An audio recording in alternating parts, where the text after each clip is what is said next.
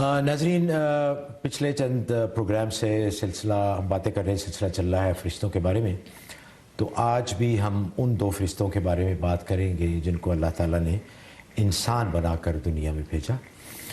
قرآن شریف میں ان کا ذکر ہے، ہاروت اور ماروت.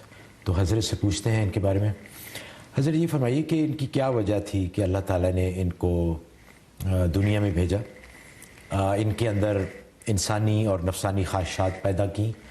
تو اس میں کیا اللہ تعالیٰ کی اس میں تھی کہ کیا وجوہات تھیں یا کیا حالات ہیں اس وقت کے، اور کون سے نبی تھے اس وقت کہ جس کی وجہ سے اللہ تعالیٰ نے ان دو فرشتوں کو زمین پر انسان بنا کر بھیجا؟ نحمدہ ونصلی ونسلم علی رسولہ الکریم، اما بعد.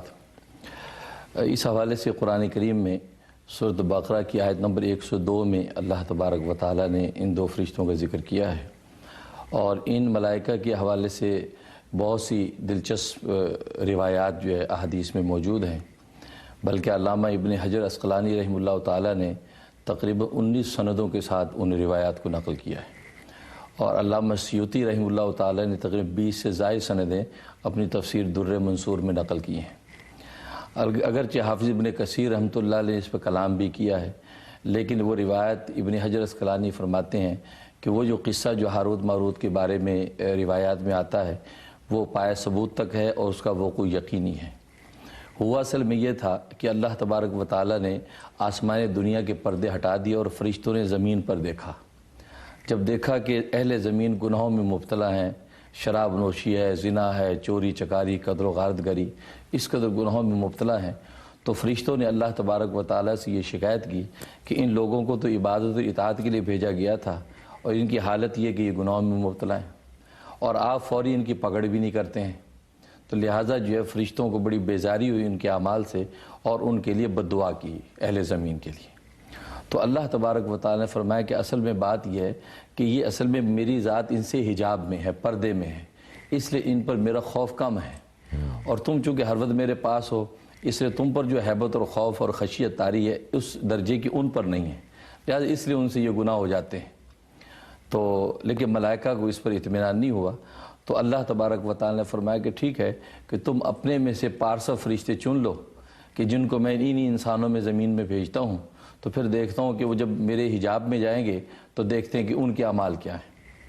تو حدیث میں آتا ہے کہ انہوں نے 3 فرشتے ملائکہ نے پیش کیے، اور ان 3 کو اللہ تبارک و تعالیٰ نے فرمایا کہ تم نے 4 کام نہیں کرنے ہیں.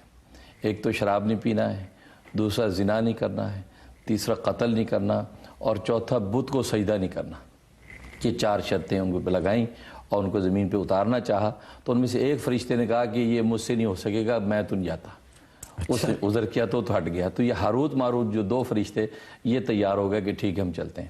اور عجیب ہے کہ روایات میں آتا ہے کہ یہ فرشتے ملائکہ میں بھی سب سے زیادہ عابد اور زاہد فرشتے تھے. ان کو زمین میں اللہ نے اتار دیا. اور حضرت علی رضی اللہ تعالیٰ کی روایت ہے کہ وہ حضرت ادریس علیہ السلام کا زمانہ تھا. اچھا. تو یہ فرشتے زمین پر آ گئے. ان میں اللہ تبارک و تعالیٰ نے انسانی خواہشات پیدا کر دیں، اور ان کو لوگوں کے لیے تصفیہ اور فیصلوں کے لیے مقرر کر دیا. لوگ ان کے پاس اپنے مسائل لے کر آتے تھے، یہ تصفیہ کرتے تھے. ایک طویل زمانہ اس میں گزر گیا، یہاں تک کہ ایک دن ایک خاتون آئی جو بڑی حسین و جمیل.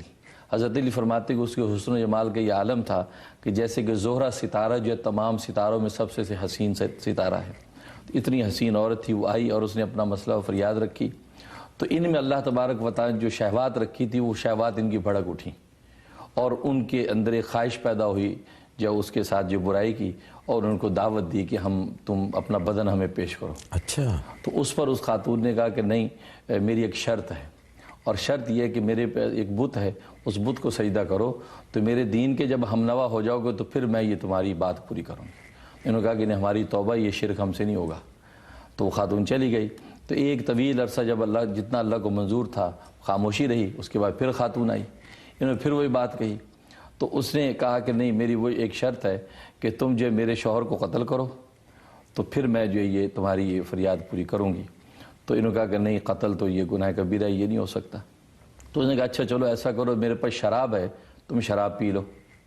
تو انہوں نے آپس میں مشورہ کیا. انہوں نے سوچا شراب تو چھوٹی چیز ہے، کوئی بات نہیں، شراب پی لیتے ہیں. تو کہتے ہیں کہ ایک روایت میں آتا ہے کہ اس کے اپنے گھر پہ اس کے مقام پر یہ لوگ پہنچ گئے تھے. وہاں جا کے انہوں نے شراب پی. جب شراب پی تو ظاہر ہے کہ وہ مدہوش ہو گئے.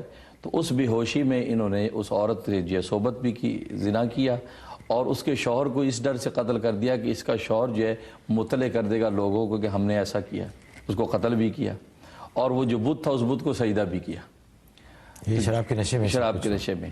اب جب ان کو ہوش آیا تو وہ ادھر اللہ تبارک و تعالی نے آسمان کے پردے کھول دیے تھے, تو سارے ملائکہ یہ سارا نظارہ دیکھ رہے تھے, تو وہ بڑے ششدر رہ گئے. انہوں نے کہا کہ واقعی یہ کیا حالت ہو گئی. تو سب جو استغفار کرنے لگے کہ واقعی یہ خواہشات کا نتیجہ, اور حجاب میں چلا جائے تو ایسا ہوتا ہے.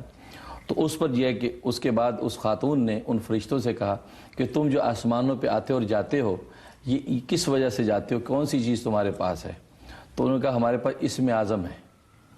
تو انہوں نے کہا مجھے بھی وہ اسم اعظم دو اور مجھے بھی آسمانوں پہ لے چلو. تو وہ ان فرشتے دونوں اس جو ہے وہ زہرہ نام تھا اس خاتون کا, تو اس کو آسمانوں کی طرف لے چلے.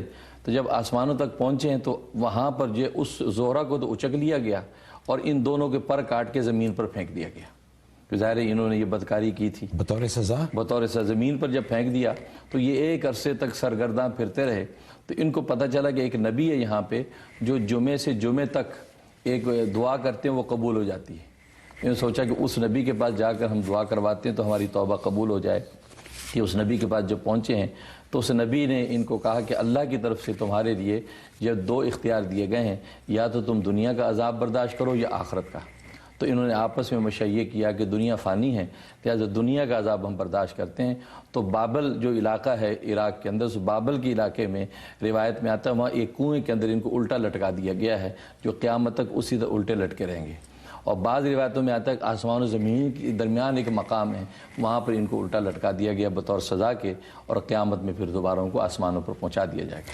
اچھا حضرت, اس سے یہ بھی پتہ چلتا ہے کہ ایک تو یہ 4 بہت بڑے گناہ ہیں جی جی جن سے خاص طور پہ منع گیا ہے, شراب نوشی, زناکاری اور قتل اور بت پرستی. اچھا دوسری بات اس سے یہ بھی پتہ چلی کہ انسان جنہوں نے اللہ کو کبھی نہیں دیکھا, جیسے آپ نے خود فرمایا کہ وہ پوشیدہ ہیں, اور پھر اتنی نفسانی خواہشات بھی ہیں, تو ان سب چیزوں کے ہوتے ہوئے جو انسان اللہ کے نزدیک یا نیک بنتے ہیں ان کا تو پھر بہت ہی بڑا مرتبہ, بہت بڑا مقام, فرشتوں سے بھی زیادہ, فرشتوں سے زیادہ, کیونکہ فرشتے تو ہر وقت اللہ کو دیکھتے ہیں, ان کے سامنے ہیں, اور ان کے اندر وہ خواہشات بھی نہیں ہیں. بالکل یہی وجہ ہے کہ فرشتوں نے جب یہ سب منظر دیکھا تو اس کے بعد سے فرشتوں نے اہل زمین کے لیے استغفار شروع کر دیا, اور آج تک فرشتے اہل زمین کے لیے استغفار کرتے ہیں اور اللہ سے سفارش کرتے ہیں کہ ان کو معاف کر دے, کیونکہ تیرے سے حجاب میں ہیں, ان سے خطائیں ہو جاتی ہیں, یہ کمزور ہیں.